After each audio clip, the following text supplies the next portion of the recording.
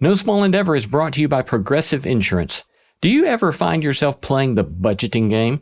Well, with the Name Your Price tool from Progressive, you can find options that fit your budget and potentially lower your bills. Try it at Progressive.com. Progressive Casualty Insurance Company and Affiliates. Price and coverage match limited by state law. Not available in all states. I'm Lee C. Camp, and this is No Small Endeavor, exploring what it means to live a good life. I think that most of Hollywood, especially comedic Hollywood and comedians in Hollywood, talking about God is the uncoolest thing you can ever possibly do. That's Rainn Wilson, a comedy actor you may know as paper salesman, beet farmer Dwight Schrute on NBC's The Office. But what you may not know is that Rainn is also a deeply spiritual man, deeply committed to his Baha'i faith, and the author of the recent book Soul Boom, Why We Need a Spiritual Revolution. People are like, that's so weird, that Dwight guy talking to Oprah about God, how bizarre. But spiritual ideas helped transform my life and made my life better, and the stakes have never been higher. Our conversation on religion, spirituality, and Hollywood, all coming right up. We are most delighted to announce that we're taking No Small Endeavor on the road this April. We'll be bringing our acclaimed variety show to cities across the country with special guests like Malcolm Gladwell, the New York Times bestselling author of The Tipping Point, and award-winning musician and songwriter Drew Holcomb, along with a killer band from Nashville. It will be a most outstanding evening of music, conversation, and big ideas. We'll be in Indianapolis, Louisville, Grand Rapids, Baltimore, Greensboro, Columbus, and Reading. I would love for you to join us. Details and tickets at nosmallendeavor.com/events. Again, that's nosmallendeavor.com/events. I'm Lee C. Camp. This is No Small Endeavor, exploring what it means to live a good life. Bears, beets, Battlestar Galactica. If you know that phrase, then you know my guest today, Rainn Wilson, who played the misfit paper salesman Dwight Schrute in the American version of the TV show The Office. But Rainn Wilson is not just a comedic actor. He happens to be a different type of a misfit, for Hollywood perhaps at least, and increasingly for the entire Western world. That kind of misfit, someone who openly goes by the label a religious person. Rainn was raised in the Baha'i faith, a faith he still practices. He thinks that religious practice is a part of what helps one lead a good life. He's quite sympathetic to anyone questioning their faith or rightly deconstructing it, but he says with a rejection of religion comes a danger. We've thrown the spiritual baby out with the religious bathwater, collectively rejecting religion and getting our spirituality sometimes in quite superficial ways. So today, our conversation with Rainn Wilson, discussing his book Soul Boom, Why We Need a Spiritual Revolution. Rainn Wilson, thanks for having me here. Lee, thanks for camping out with us. It's delightful to be here on this beautiful Southern California day here in the greater Los Angeles area, getting to see you. Yes, thanks for coming all the way out from Nashville. It's a delight to be here. I'm wondering how you have gotten yourself in this mess. I mean, here you are, celebrated television celebrity, and now you've devolved into conversations with theologians. It's a long way down. It's a long journey down. It's a long descent. A long descent down. Yeah. I would kind of like to talk about that, about a little bit, about how you've gone from being beet farmer, paper salesman Dwight Schrute to writing a book that's calling for spiritual transformation of human history. And in this book, you at least indicate that some of the seeds of that, some of the roots of that go back to your childhood, and even having kind of like interfaith gatherings in your home. Yep. So I grew up a member of the Baha'i faith, and I think that planted the seeds for this book, ultimately. I mean, certainly a lot of the sections of the book are greatly inspired by Baha'i teachings and writings and way of thinking, although I've kind of put it on through my own particular and peculiar lens. But if one knows anything about the Baha'i faith, it is very interfaith in its very DNA. So we would read Buddhist quotes and from the Bhagavad Gita and from the Bible, and We had bookshelves filled with writings from many different faith traditions. When born-again Christians would knock on our door, my dad would invite them in and cook them pancakes and talk to them about the Bible or the book of Revelations. So I grew up in this world where we were really looking at world peace and looking at spiritual solutions to the world's problems, singing together, gathering with folks of all different religious backgrounds. It was very open and loving in that way. So that had to be in my kind of groundwater. I left the Baha'i faith for a long time. Like so many folks, I moved to the big city in my 20s, and I didn't want nothing to do with religion or God or morality. And I kind of crashed and burned in a lot of ways. And out of the ashes of that, I went on a pretty intense spiritual quest. And the mental health crises that I suffered during that phase of my life also have informed the writing of the book. Yeah.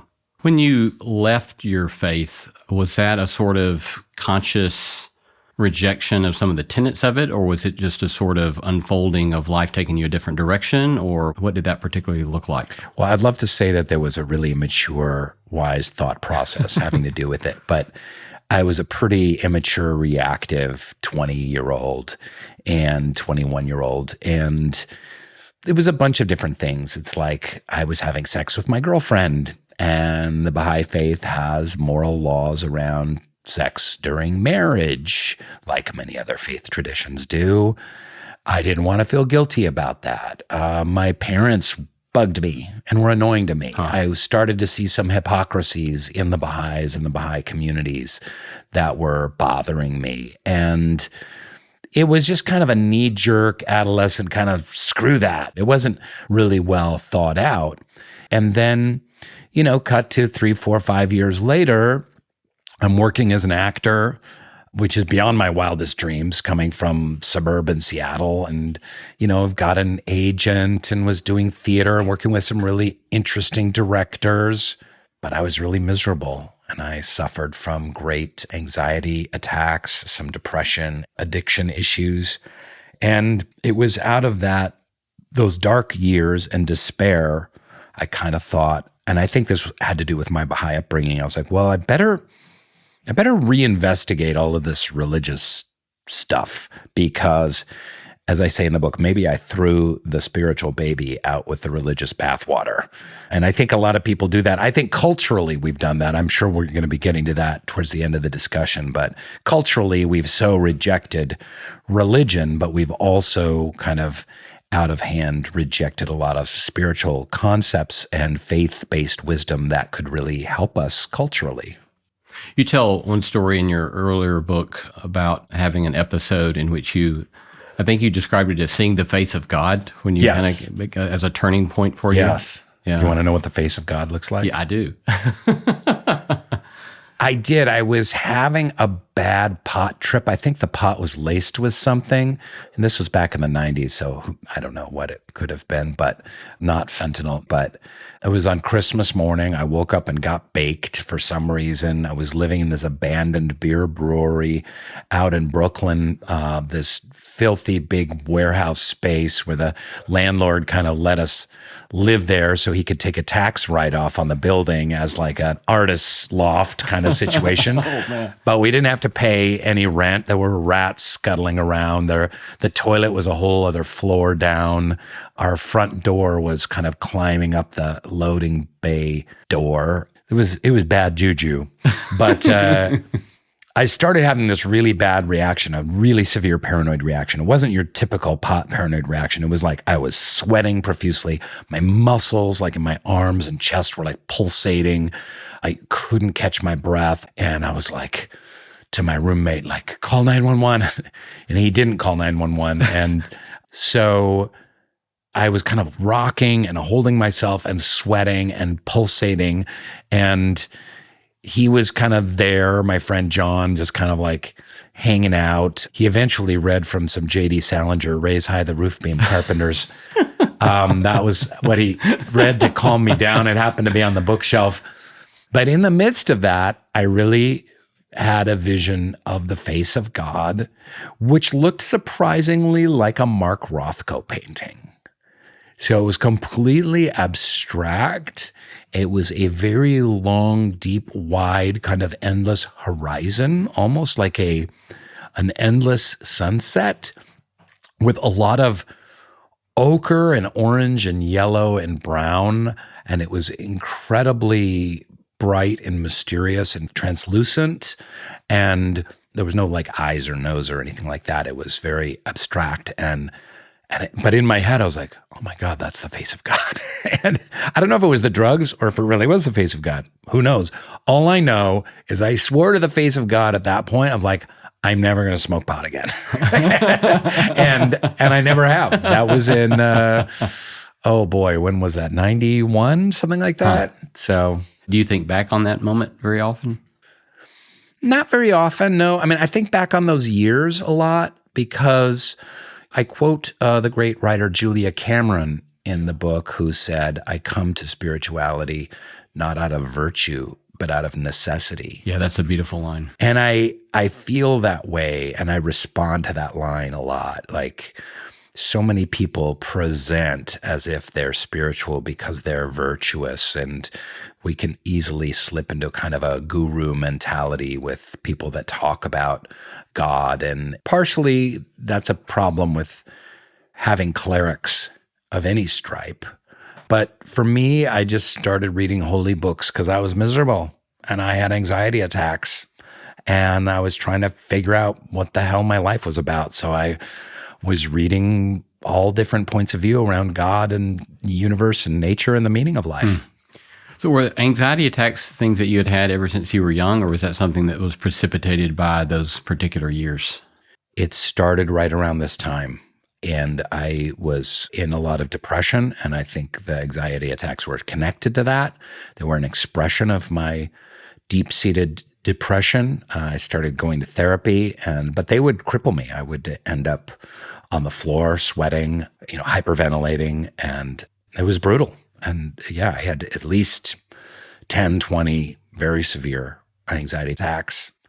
You say at one point in Soul Boom, today I'm proud to say that the unusual backdrop and breeding ground of art, religion, self-loathing, and social dysfunction made me who I am. That's a beautiful place to be at this point, it seems to me. Yeah. Some of the things that brought me the most misery in my youth, I'm now actually grateful for. And I think it also helped me as an artist, as an actor, helped me comedically, playing roles like Dwight Schrute that are kind of based on social dysfunction.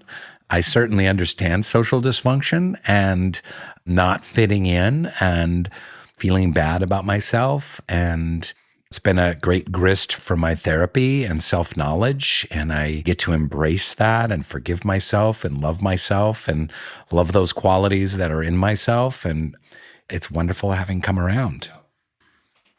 You began chapter 2 of Soul Boom with a poem from William Carlos Williams. It is difficult to get the news from poems, yet men die miserably every day for lack of what is found there. And then you say that your thesis is that one could easily substitute the word spirituality for the word poems, that men die miserably every day from lack of what is found in spirituality. You say poems really weird. I've never heard. My wife is going to laugh about that because I've never heard anyone say poems. It's a Southern thing. Well, I know a lot of Southern folks that don't say poems. Yes, I was once interviewing the poet laureate of New York City, and she also commented. But I think, anyway. Poems. There's no I. There's no I in it. Poem. Look, you Midwesterners and Northwesterners. Pacific Northwesterners. Yes, it is difficult to get the news from poems, yet men die miserably every day for lack of what is found there. It is difficult to get the news from spirituality, but men die miserably for lack of what is found there. Again, we've thrown the spiritual baby out with the religious bathwater, collectively rejecting religion and getting our spirituality sometimes in quite superficial ways, like from a yoga class or just a meditation app or an Instagram that has Rumi quotes on it. And I don't mean to denigrate, new age folk or people that are looking outside of a religious system for spiritual inspiration, but there are universals in art and there are universals in spirituality that humanity desperately needs right now. We're in the midst of a number of crippling pandemics that I outline in the book. We have a pandemic of climate change. That's a pandemic besides COVID. We have many other pandemics. Racism is one. Income inequality is really a pandemic. And the answers are to be found in the great and noble truths of what it is to be a human being. And those are some of the concepts and precepts and ideas that I'm investigating in Soul Boom. But I believe that there are spiritual tools that can heal us both on an individual level and on a collective level. At the very beginning of the book, another poem that you have from Mary Oliver is instructions for living a life. Pay attention, be astonished, tell about it. Yeah, I love the last part of it, tell about it. So paying attention is one thing, and that is in every spiritual tradition of the world, right? It's contemplative prayer in the Christian tradition, mindfulness and positive psychology, meditation in Buddhism. But to pay attention, to allow yourself to feel the awe and the wonder and the miracle of existence itself, and then tell about it. So she's a poet, so she's telling about it every day through her poetry. But we can all tell about it. We can testify, we can pray, we can tell God about it, we can journal, we can connect and talk to each other about it, we can share gratitude lists. There's a lot of wisdom in those few little sentences. Yeah. What does that look like for you to tell about it? I mean, obviously your book is a very public manifestation of telling about it, but what does that look like for you on a day-to-day basis in relationships or in religious practice? Well, for me, your first question is kind of about like, why are you here talking to a theologian after being a TV star? And for me, it's really important for me to tell about it for a number of reasons. One is spiritual ideas helped transform my life and made my life better and helped me with a lot of mental health issues. And number two, I believe these pandemics that I briefly mentioned just now are threatening to rip us apart, and the stakes have never been higher. So theology aside, spiritual concepts that can heal and unite couldn't be more important. I tell about it because the stakes are so very high. This is not like a hobby of some actor who read a couple of mystical texts and is interested in spiritual ideas and decided to write a book about it. Like, I really titled the book Why We Need a Spiritual Revolution, because why we need one is because we're dying and we're being ripped apart, and we need a spiritual revolution and a spiritual transformation, a spiritual evolution to get out the other side. I'm afraid about the amount of suffering that we're going to have to undergo collectively to get to that place. And this is not a Baha'i thing. It's not a Muslim thing. It's not a Christian thing. It's not a Buddhist thing. It's not an agnostic thing. It's not a New Age thing.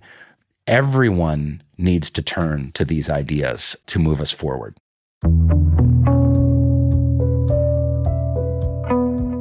You're listening to No Small Endeavor and our episode with Rainn Wilson discussing his book Soul Boom, Why We Need a Spiritual Revolution. I love hearing from you. Tell us what you're reading, who you're paying attention to, or send us feedback about today's episode. You can reach me at lee@nosmallendeavor.com. Did you know No Small Endeavor is also a podcast? You can subscribe in your favorite podcast app. There you can find show notes plus a PDF of my extensive interview notes, including material not found in this episode and a complete transcript of this episode. Coming up, Rainn and I continue to discuss his book Soul Boom, as well as what it's been like being a public advocate for religion and belief in God, while also being a member of the so-called Hollywood elite.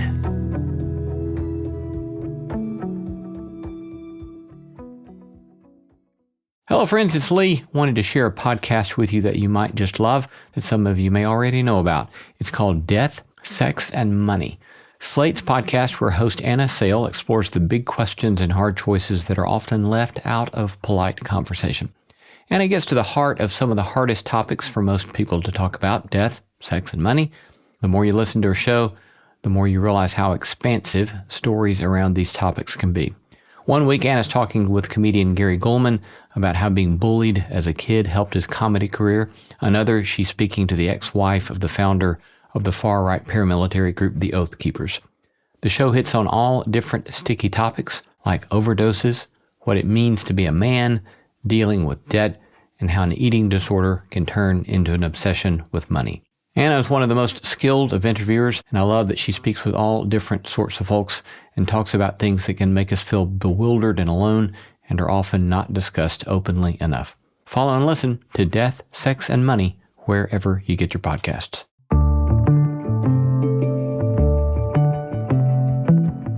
In Soul Boom, you quote British documentarian philosopher Adam Curtis, who talks about how in Victorian times people spoke about death constantly, but never about sex. In contemporary society, the reverse is true. We never talk about death, but we are obsessed with sex.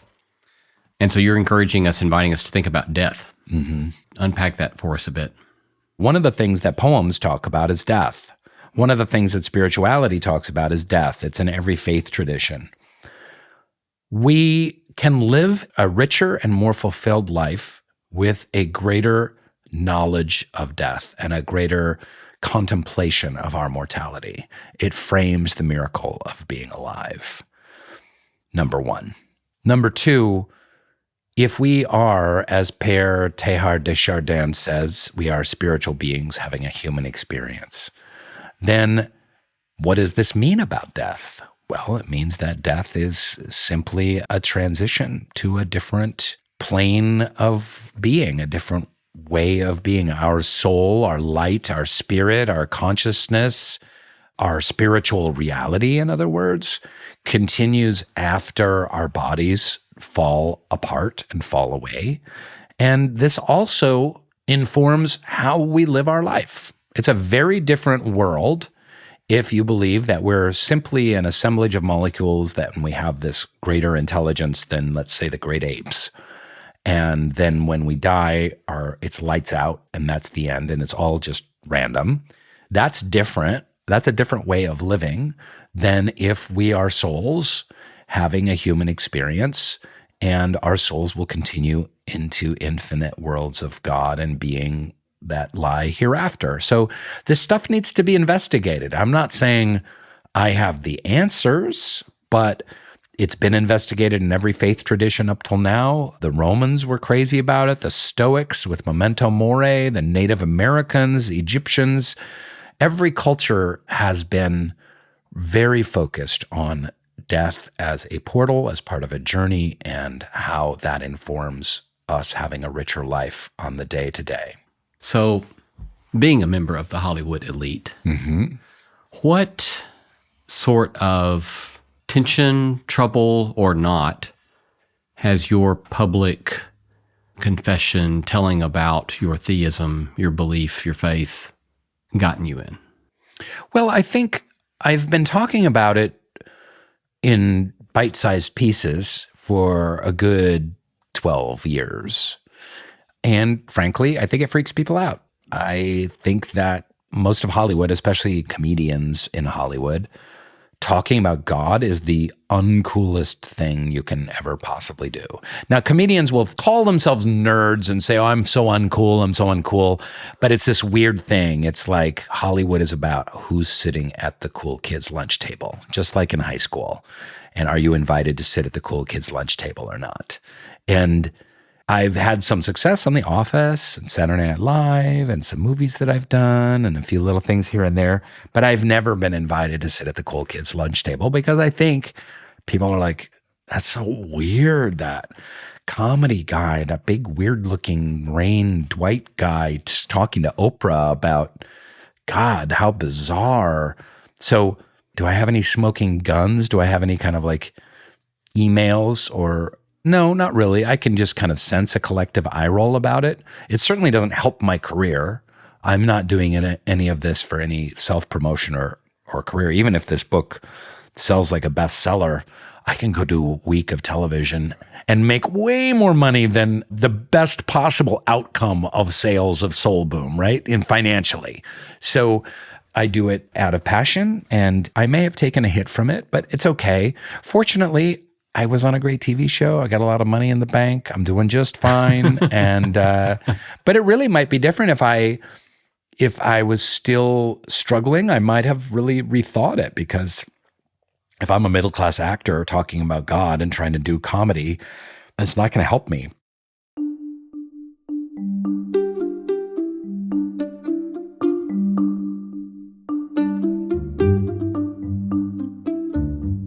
Perhaps counterintuitively to some readers, you don't go down the I'm spiritual but not religious route. Mm-hmm. And you're in fact arguing we actually want to recover some sort of sense of religion that's healthy, true, good, that's moves beyond the sort of historical failings of various religious traditions. Unpack that a bit for us. Yeah, so a lot of people have mistakenly thought, oh, great, Rainn's writing a book for spiritual but not religious people. And I've kind of disguised it as such, because I do think that the nuns are the largest growing religious group in the United States, nuns being those who check none of the above on surveys about what religion they belong to. It's the largest growing subculture of young people in the Western world. And if I remember correctly, the largest group of the nuns are former Protestants. Yep. Mm-hmm. Yep, that's right. And most of those former Protestants have left the church because of the church's judgmentalism and belief in the idea of hell as a place where one who is a non-believer burns in eternity. And what kind of God, how do you rectify an all-loving God with someone who makes someone live in torment for eternity if they don't believe in that particular church? The list goes on and on. But political partisanship, I think, often figures significantly in that distaste that you pointed to earlier. Mm-hmm. Yeah. Absolutely. And those on the political left, and hear anything with church, like even if you look on Twitter, like the most like rabid right-wingers on Twitter always have crosses next to their name. So immediately you see like a cross next to someone's name, you're like, oh no, that's a toxic person. Yes. So the cross being a symbol of the Christ's resurrection, of this glorious moment where the Son is reunited with the Father in this beautiful way, and it's being used for like political toxicity, and it's creating division, and that's not something to be stood for. But yeah, so I very much make the case for religion. I'm not advocating for any particular religion. I'm not saying that people should become Baha'is or Christians or anything else. In fact, I do have a chapter called Hey Kids, Let's Build the Perfect Religion, which is about, can you take the very best of the world's religions and create a new religion? What would that look like? And I do that hypothetically with kind of tongue-in-cheek, because I just want to get, again, young people thinking about religion in a new way.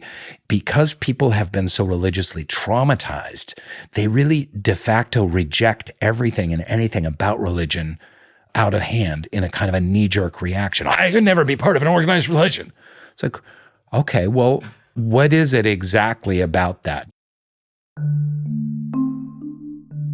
We have lost something by losing religion. We have lost community that is seeking transcendence and service to something higher than that community. And just that in and of itself is such a beautiful and powerful thing. And going back to politics have become this religion.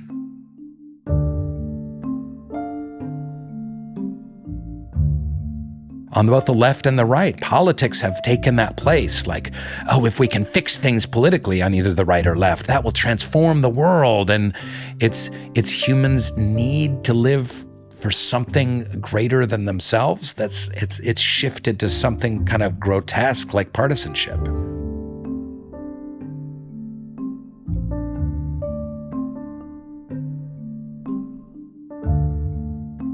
You don't talk about this at length, but it seems to be significant where you say, spoiler alert, you're not a big fan of hallucinogens for a quick access to God. Mm-hmm. And it seems to me that that fits in this conversation about religion, in that in your conversation about death, you suggest that life then, if we think well about death, one of the things that gives us is a construal of life as a place in which we grow in virtues and grow in these sort of spiritual practices that make us better human beings. And it's not a shortcut. There's not a shortcut path to that kind of growth or that kind of living. Right. So any further commentary on that or unpack that for us, any? It's a very unpopular opinion, especially among the Joe Rogan set, which is a large part of the male populace, which is that hallucinogens are a valuable gateway to the divine. But the way that 95% of people use hallucinogens is what I would call consumerist spirituality. I'm just like, hey, I got a free weekend. Let's go down to Costa Rica. I know this shaman.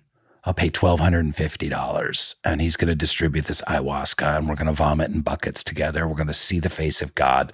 And then we'll fly back and then be at work at first thing Tuesday morning, selling real estate or selling insurance or selling cars or driving a bus or whatever it is that we do without any substantial change in our lives or the life choices that we make. It just conveniently fits in our schedule at a good price where I can have, inspiration and transformation on my time schedule. It fits on my Google Calendar. And it's consumerist. But, it's a human thing. Humans want an easy way out, right? And Christians are especially suspect around this, where there has been a large percentage of Protestantism that is simply accept Jesus Christ as your Lord and Savior, get baptized, and you're set. It doesn't matter what you do in your life. It really doesn't matter. You can lie, cheat, and steal. You've accepted Jesus Christ. You beg forgiveness, on your deathbed. You're good to go, baby. And that's an easy way out. It's like you want that easy way to heaven. Well, from the Baha'i perspective, and again, going back to death, and you mentioned this, we are in these fleshy, soul-growing machines called our bodies. And we grow our spiritual virtues. We grow aspects of the divine over the course of our lives, our kindness, our humility, our compassion, our creativity, our love. And those are what we take with us. So if you're just like, I take Jesus Christ as my Lord and Savior, then you're your whole life and you die, you haven't grown those qualities, right? And those are the qualities we take with us. So Baha'is I don't believe in any heaven or hell. I believe in a spiritual plane. And you're going to be in a kind of hell if you go to that spiritual plane without these beautiful divine qualities having culminated and grown and matured in your human experience over the course of your life. So again, that's another way out. People are looking for easy way outs. This happens with New Age people who do a little meditation and read a little Eckhart Tolle and go to a yoga class and listen to an app and feel tranquility and then leave it at that. And like, oh, there's my spiritual practices done because I feel tranquil in my heart today. Now that's important work, but it can't stop there. And this is the thesis of this book, which is this other path that we humans need to take is to take our wisdom and our resources and our capacity and help make the world a better place. Going back to, since you might have a larger Christian audience there, I mentioned earlier on that my dad used to invite born-agains into the house and we would talk about God. And I remember one time when I was about 12 years old, he said, they mentioned like the kingdom of God on earth. And I think they even had a picture of like a lion lying down with a lamb. And it was like, look, in the future, lions will lie down with lambs. And it was like literally someone had painted it. And we're like, oh, okay. So it involves the kingdom of God on earth involves livestock. But my dad said, what does the kingdom of God on earth look like to your particular denomination? And they said, well, we believe that in the future, there will be trumpets will blast, there'll be a rumble of lightning, clouds will open up, and down from the sky will come a city of silver and gold, and Jesus Christ will be there, and the angels, and they're blowing their trumpets, and they're going to call all the believers to that city, and then everyone else is going to be left behind. And they said, what's the Baha'i view of the kingdom of God on earth? And my dad said, well, it's similar.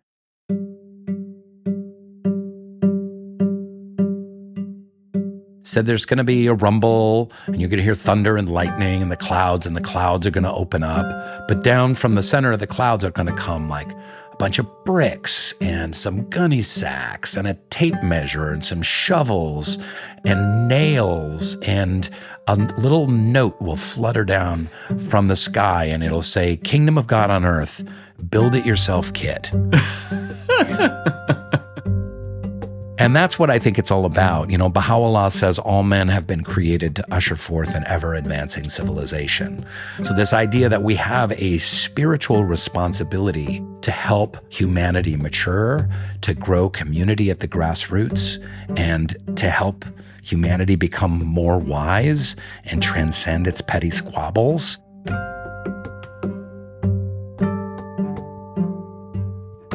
Everyone has a role to play in that. You don't have to be an actor on a TV show or a podcaster. You can be a bus driver or a school teacher, and you can help make the world a better place at your bus driving place or at your school or in your community or your cul-de-sac or your church or internationally or through charity and nonprofit.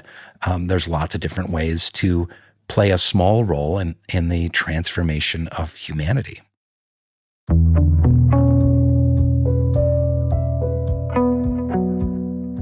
We're going to take a short break, but coming right up, what the world's religions might have in common, what overnight fame meant for Rainn's own spiritual life, and how community and service to others are crucial aspects to a life of joy.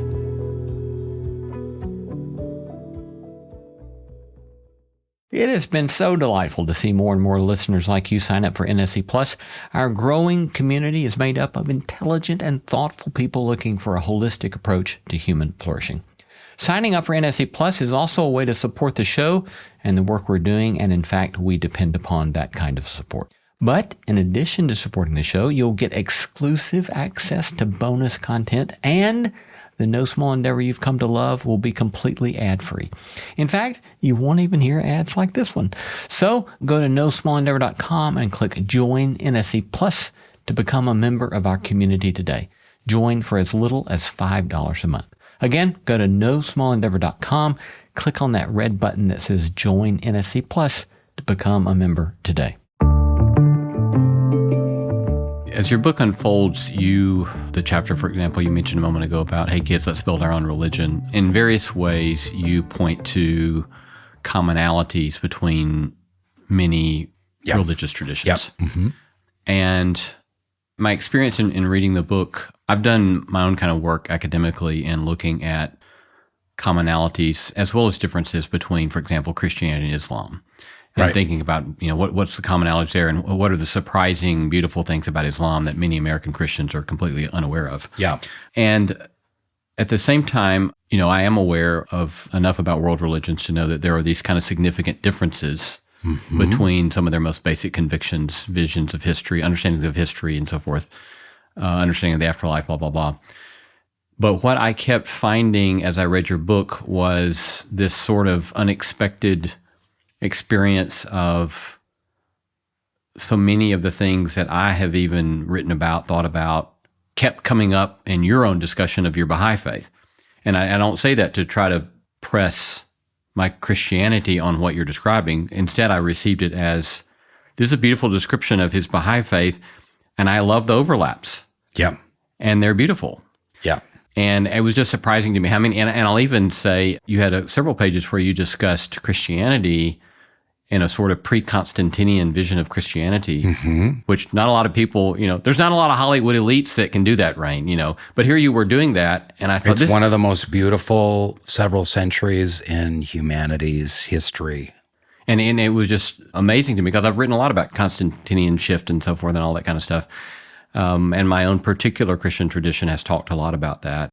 But talk to us about some of the things that you find beautiful and compelling about the overlap between various religious traditions. Thanks for that question. And I'm glad you're really open to those ideas, because I do find a lot of Christians just jump on the differences. And like, for instance, Baha'is view the holy condition of Jesus Christ as one of many very holy, special, divine teachers that have an incredibly special station. So the idea of the Son of God from a Baha'i lens is not like there is one God Father and he had this one guy, Jesus, as his son, but the Son of God metaphorically points to this incredibly powerful, unique station of Jesus Christ. Baha'is hold other divine teachers at a similar level as Jesus Christ. So there's a significant difference there. But can we just stop and say we both love Jesus? We both believe Jesus is divine and beautiful and holds a station far above any mortal and is in direct communion with the Father and brings down a beautiful transformative message of salvation, not only for Christians and the people of Galilee and Judea and Rome of the time, but of all of humanity. We can all agree on that. Let's just focus on that. But I have a number of things that my top 10 ways in which religions, what they hold in common, and I would love to hear if you have any that I left out. A higher power, life after death, power of prayer, transcendence, community, a moral compass, the force of love, increased compassion, service to the poor, and a strong sense of purpose. So those are the 10 things that all religious faiths hold in common.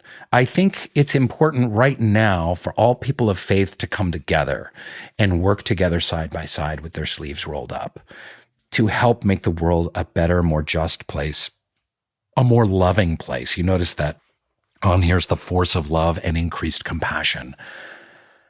Can we love each other with the force of Jesus? Can we emulate? We can never achieve that, but can we strive to emulate compassion of the Buddha and love of Jesus and, dedication of the people of Islam for Muhammad, and work side by side to building better and more loving communities? The time for squabbling is done. We're at the threshold of destroying the planet and each other. So let's just leave all those differences behind right now and seek a common focus.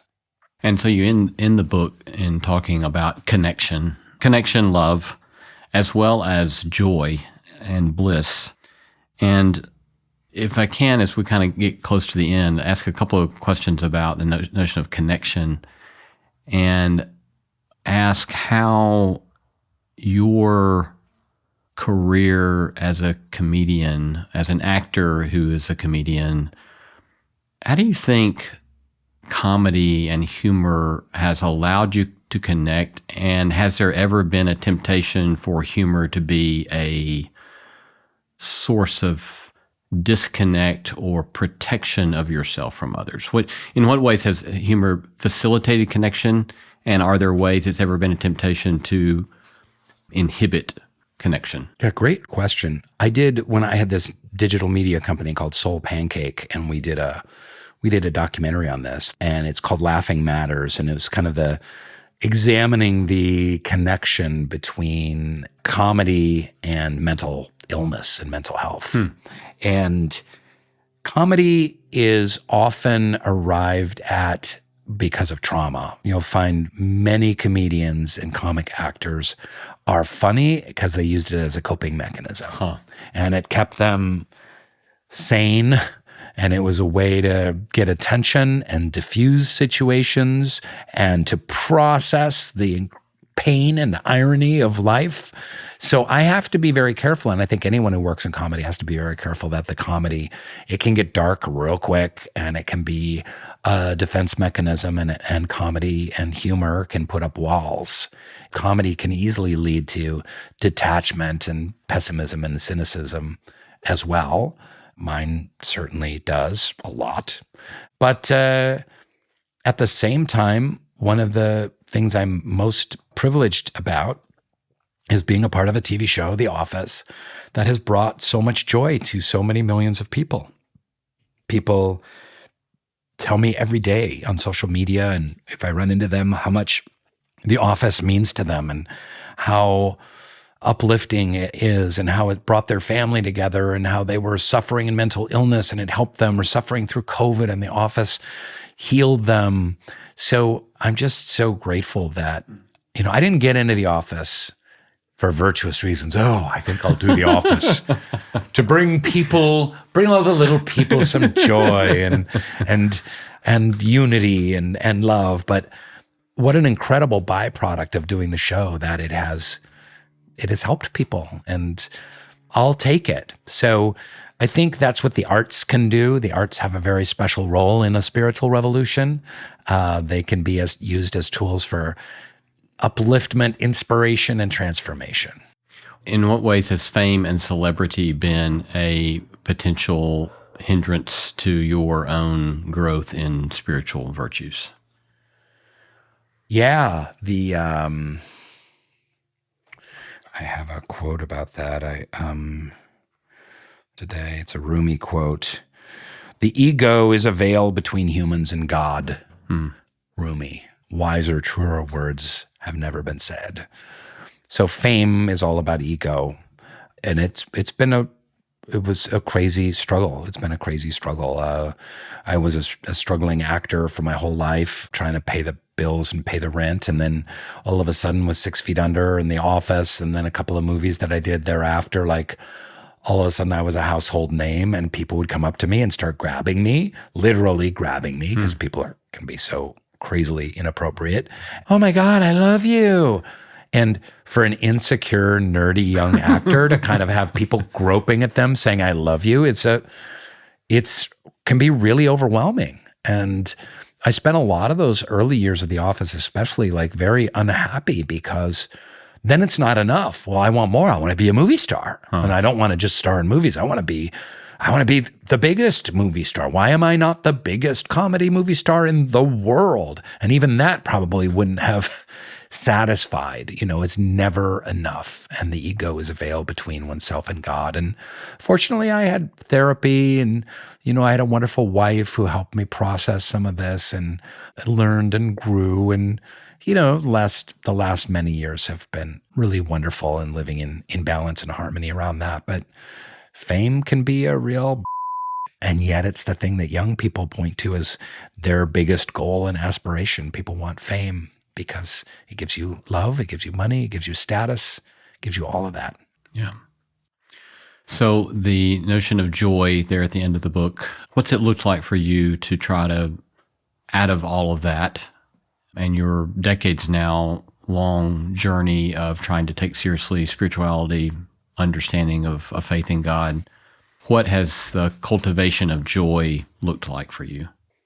So this could be a whole conversation to itself. We'll do part 2 and we can talk about like mental health and happiness and well-being and eudaimonia and all of that. But I think that happiness is a phrase I have a real problem with, because it feels like happiness is a residual emotion due to circumstances that are mostly out of our control. Joy is something we can decide to participate in.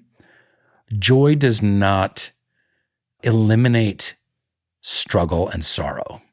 You can be joyful, and then the next day you can be sorrowful, and that's okay. You can be a balanced human being. Joy is something that you can decide to manifest every day. You can say, I'm going to just put joy in my heart today. What are the ways, what are the manifestations of that? Awe, wonder, gratitude, service, I can just carry joy in my heart, right? But here's the other thing about joy. You don't even have to feel particularly joyful. If you're not feeling joyful, guess what? Make someone else feel joyful. Give joy to someone else. Call a sick relative, call a lonely friend, visit a neighbor and bring them a pie. Cultivate joy in others as an act of service. It's one of the greatest services there is. So that's why I talk about joy, cultivating joy and squashing cynicism as one of the tools of a spiritual revolution. We're using a tool, a superpower, and we're cultivating it in our hearts, and we're cultivating it in other people's hearts. We're here with Rainn Wilson at his home in the greater Los Angeles area. It's been a delight to be with you. Thanks so much. Hey, what a pleasure, a profound pleasure. Thanks for coming all this way with your microphones, and what a fantastic conversation. Thank you. Thanks.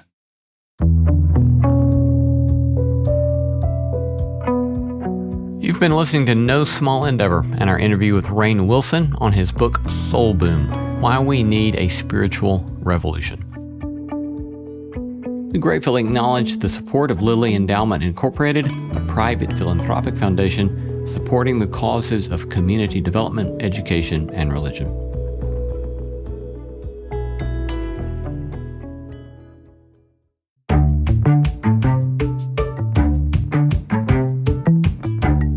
Our thanks to all the stellar team that makes this show possible: Christy Bragg, Jacob Lewis, Sophie Byard, Kate Hayes, Mary Evelyn Brown, Carriet Harmon, Jason Cheesley, Audrey Griffith, and Tim Lauer. Thanks for listening, and let's keep exploring what it means to live a good life together. No Small Endeavor is a production of PRX, Tokens Media LLC, and Great Feeling Studios.